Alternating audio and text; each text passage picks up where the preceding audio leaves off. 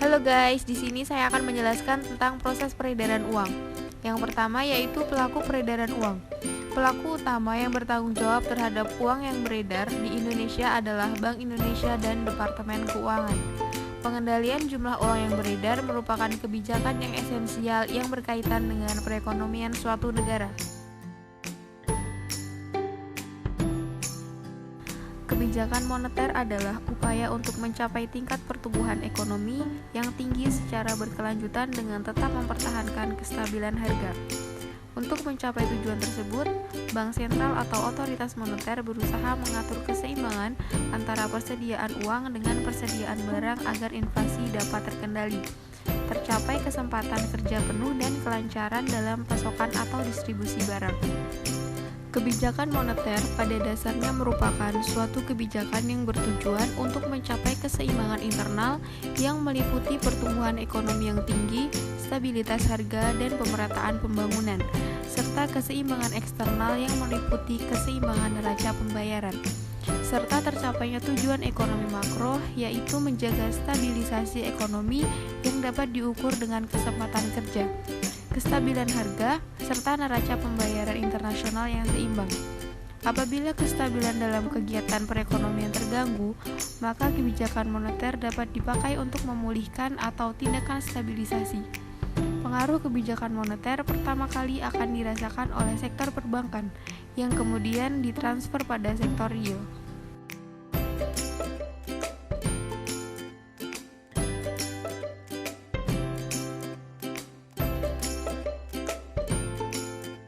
Faktor-faktor yang mempengaruhi jumlah uang beredar. Yang pertama, harga barang. Perubahan harga barang dapat mempengaruhi jumlah uang beredar. Ketika harga barang naik, maka jumlah uang yang beredar pun naik. Sebaliknya, jika harga barang turun, maka uang beredar pun akan menjadi lebih sedikit. Yang kedua, permintaan barang. Permintaan barang merupakan salah satu faktor yang berkontribusi terhadap jumlah uang beredar dalam masyarakat. Permintaan barang yang tinggi membutuhkan uang sebagai alat tukarnya, sehingga jika permintaan terhadap barang tinggi, maka jumlah uang beredar juga tinggi. Yang ketiga, tingkat suku bunga. Suku bunga merupakan faktor yang dapat mempengaruhi jumlah uang beredar dalam masyarakat. Jika suku bunga turun atau relatif lebih rendah, maka masyarakat akan cenderung mengajukan pinjaman atau kredit pada lembaga keuangan. Hal ini mengakibatkan uang yang beredar dalam masyarakat akan cenderung bertambah. Yang keempat, keadaan neraca pembayaran. Kelima, keadaan APBN. Keenam, perubahan kredit langsung Bank Indonesia. Dan yang terakhir, perubahan kredit likuiditas Bank Indonesia. Neraca Bank Sentral.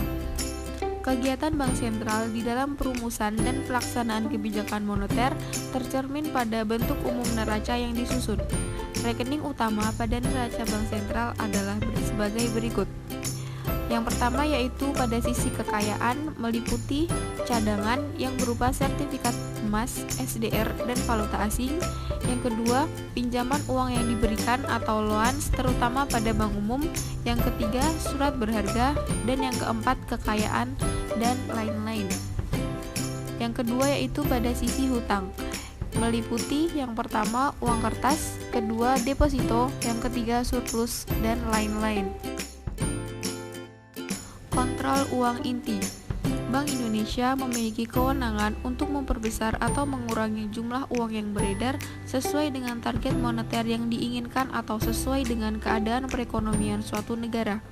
Hal ini dapat dilakukan dengan cara yang pertama, dengan cara melakukan kebijakan moneter ekspansif, yaitu suatu kebijakan dalam rangka menambah jumlah uang yang beredar.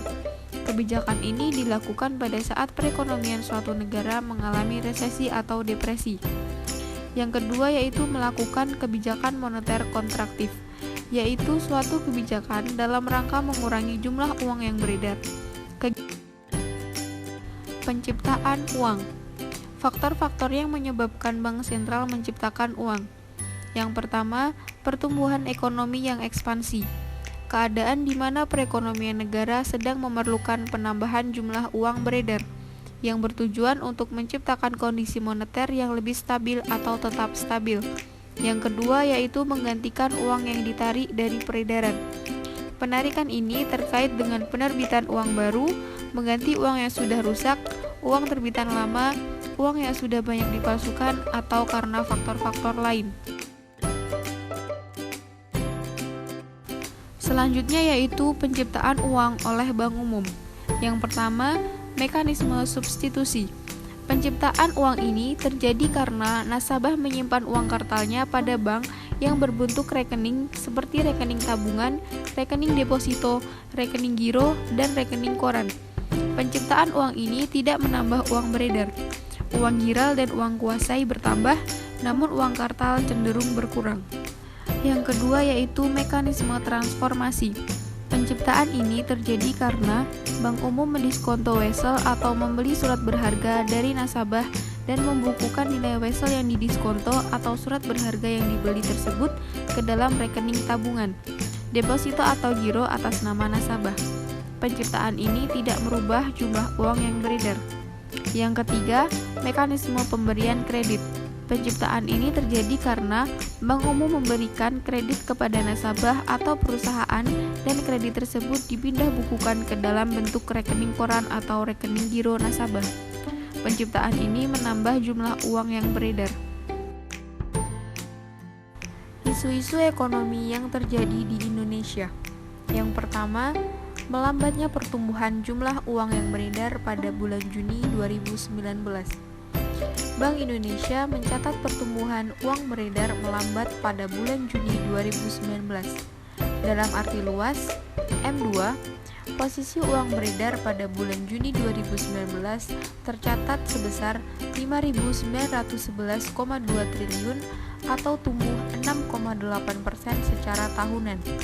Lebih rendah dibandingkan dengan pertumbuhan pada bulan sebelumnya, yaitu sebesar 7,8%. Berdasarkan data uang beredar yang dirilis BI pada Rabu 31 Juli 2019, perlambatan M1 terutama terjadi pada komponen uang kartal seiring dengan kembali normalnya kebutuhan likuiditas masyarakat pasca Ramadan dan Hari Raya Idul Fitri. Perlambatan pertumbuhan M2 terutama disebabkan oleh penurunan operasi keuangan pemerintah dan perlambatan penyaluran kredit.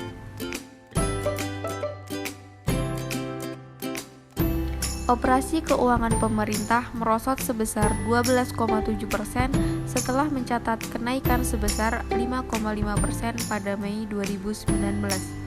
Kondisi ini disebabkan oleh penurunan tagihan sistem moneter kepada pemerintah pusat sebesar 2,3%, terutama dari instrumen obligasi negara. Di saat yang sama, pertumbuhan penyaluran kredit pada bulan Juni 2019 juga melambat menjadi 9,9% dari bulan sebelumnya yang masih bisa tumbuh sebesar 11,1%. Di sisi lain, aktiva luar negeri bersih turun sebesar 2,2% pada bulan Juni 2019, membaik dibandingkan bulan sebelumnya yang merosot sebesar 3,2%. Hal ini menjadi faktor penahan perlambatan pertumbuhan M2 lebih dalam. Isu ekonomi selanjutnya yang terjadi di Indonesia. Adanya virus yang berasal dari Cina yaitu virus corona atau COVID-19 ini diperkirakan akan berdampak terhadap ekonomi Indonesia hingga 0,29%. Konsensus mengatakan virus corona bisa mempengaruhi perekonomian kita sebesar 0,1% hingga 0,29%.